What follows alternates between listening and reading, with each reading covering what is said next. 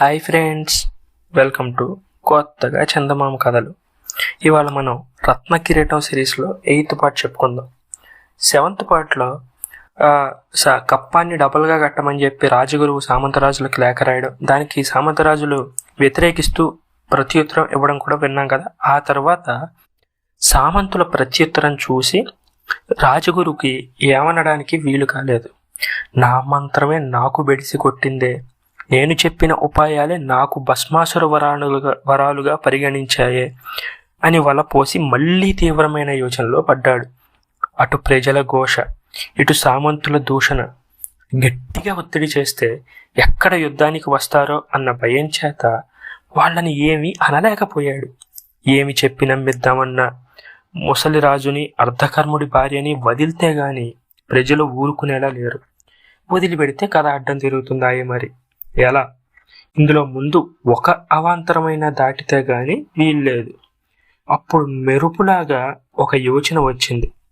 అయితే తనతో మందపాలుడు ఏకీభవిస్తాడనే నమ్మకం లేకపోయింది. కొడుకును చేరబిలిచి రాజగురువు తన మనసులో ఉన్న వ్యూహాన్ని వెల్లడించాడు. కొడుకు వెంటనే ఆమోదించాడు. అంతేకాదు, ఈ వ్యూహమే నెరవేరినట్లయితే తనకు చిరకాలం నుంచి ఉన్న కోరిక బల్లాన రాజ్య సింహాసనాన్ని ఆక్రమించడం కూడా ఇట్టే తీరిపోతుంది అని చెప్పాడు. కొడుకు ఈ అభిలాషను వెల్లడించగానే రాజగురువు మనసు అతి చిత్రంగా మారిపోయింది. ఇందుకు తోడు సేవకులు తిరిగి వచ్చి చెప్పిన మాటలను బట్టి చిత్రవానుడు చచ్చేపోయాడని తెలియవచ్చింది. కాగా మందపాలుణ్ణి అవతలకి నెట్టేసి కొడుకునే గద్దె ఎక్కిద్దామనే ఆశ అంకురించి వృద్ధి కాజొచ్చింది. తండ్రి కొడుకులు ఇద్దరు ఒక్కటై ఈ ఆలోచనని ఎలా నిజం చేయాలా అని ఆలోచించడం మొదలుపెట్టారు. మర్నాడే తమ పన్నాగం అమలు జరుపుదామని కట్టుదిట్టాలన్నీ చేశారు. నేను అక్కడనే ఉండి స్వయంగా ఏర్పాట్లన్నీ చూస్తాగా అని తండ్రికి ధీమా చెప్పాడు పిన్నవాడు.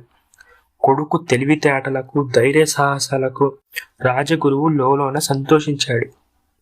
ఇంకేముంది, తన ముద్దుల కొడుకు బల్లాన రాజ్య సింహాసనంపై కూర్చొని ఉంటే కళ్ళ వేడుకగా చూడడం రోజుల్లో పనే కదా అని పొంగిపోయాడు. తండ్రి కొడుకులు అనుకున్న ప్రకారం ఆనాటి రాత్రి రాజగురువు పనివాళ్లను రప్పించి అద్భుతమైన సాధనాలేవో ఇచ్చి కారాగారానికి నిప్పు పుట్టించమని ఆజ్ఞాపించాడు. ఏ తావులు ముందుగా అంటుకోవాలో చెప్పాడు. పైగా ముట్టించవలసిన సమయం కూడా చెప్పాడు. ఇదంతా ఎవరికీ తెలియదు. అనుకున్న దానికంటే ముందుగానే నిప్పంటుకుంది. చూస్తూ ఉండగానే మంటలు ఎగసిపోయాయి. అప్పుడు అక్కడికి వచ్చిన రాజగురువు కొడుక్కి అకస్మాత్తుగా సంశయం కలిగింది. ప్రమోదుడి గది అంటుకుందా లేదా? కర్ముడి భార్య ఉండే గది ఆహుతి అయిందా లేదా?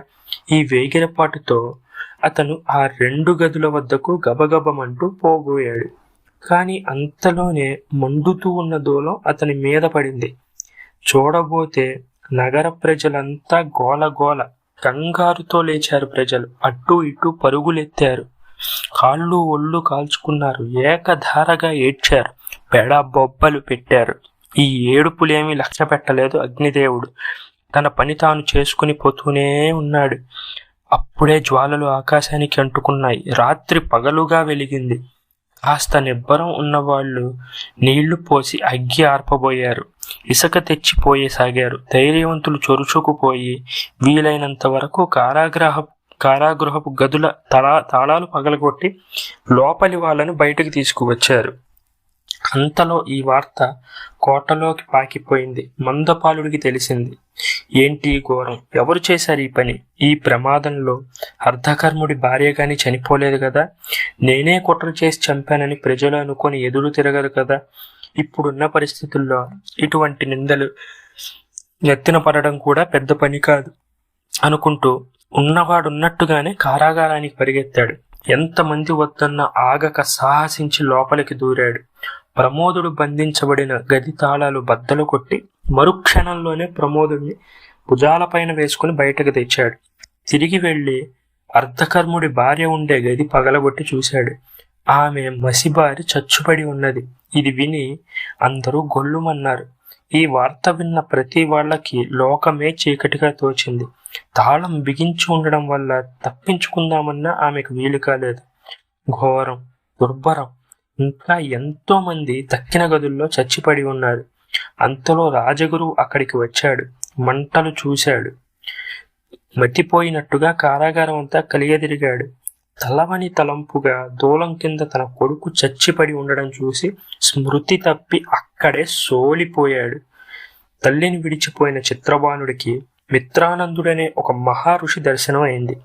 ఆ మహర్షి ఎవరో కాదు, ఆనాడు ప్రమోద మహారాజుకు ఫలం మంత్రించి ఇచ్చిన సిద్ధుడే. మిత్రానందుడు మహాయాగం ఒకటి తలబెట్టాడు.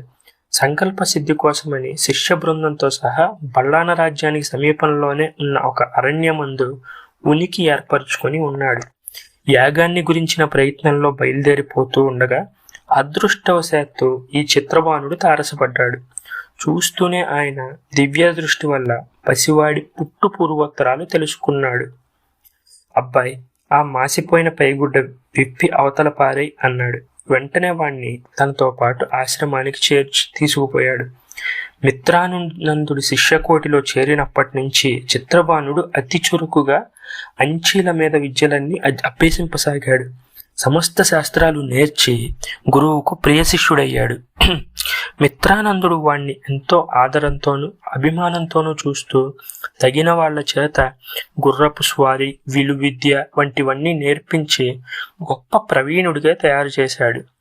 ఈ విధంగా చిత్రబాణుడు 10 సంవత్సరాల పాటు మిత్రానందుడి ఆశ్రమంలో ఉండేసరికి అతను ఒక వీరుడిగా, శూరుడిగా రాణించే లక్షణాలన్నీ వాడిలో కనిపించాయి.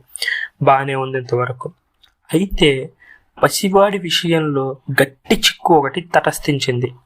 అతని విద్యాభ్యాసం అయితే పూర్తయింది, సమస్త శాస్త్రాల్లోనూ ప్రవీణుడయ్యాడు. మరి ఉన్న చిక్కేంటి? ఆ చిక్కు నుంచి ఆ గురువు అతన్ని ఎలా బయటపడేశాడు? ఈ విషయాలన్నీ తెలుసుకోవాలంటే నెక్స్ట్ పార్ట్ అప్లోడ్ అయ్యేదాకా వెయిట్ చేయాల్సిందే. నెక్స్ట్ పార్ట్ ఎప్పుడో అప్లోడ్ అవ్వదు, రేపు నైట్ ఇదే టైంకి నేను నెక్స్ట్ పార్ట్ని అప్లోడ్ చేసేస్తాను. ఒకవేళ దీని ముందు పాటలు మీరు వినాలనుకుంటే ఆ ప్లేలిస్ట్ లింక్ నేను డిస్క్రిప్షన్లో ఇస్తాను, అవి కూడా ఒకసారి వినేయండి. ఈ కథ మీకు నచ్చినట్లయితే దీన్ని లైక్ చేయండి, మీ ఫ్రెండ్స్ అందరికీ షేర్ చేయండి. అలాగే మన ఛానల్ని సబ్స్క్రైబ్ చేసుకోవడం మాత్రం అస్సలు మర్చిపోకండి. Thank you friends.